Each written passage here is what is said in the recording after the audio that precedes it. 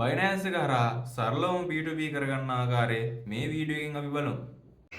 ඔයා මුලින්ම Binance account එක open කරලා add fund touch කරලා add fund වල තියෙන P2P trading කියන එක touch කරගන්න.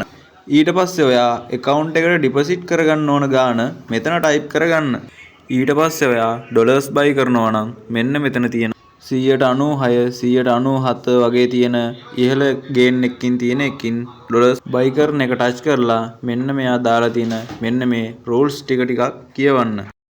ඊට පස්සේ ඔයා මුලින්ම කරන්න ඕන මෙන්න මෙතන ප්ලේස් ඕඩර් කියන එක ටච් කරගන්න එක. ප්ලේස් ඕඩර් ටච් කරාට පස්සේ ඔයාට එන්නේ මෙන්න මේ වගේ ඉන්ටර්ෆේස් එකක්.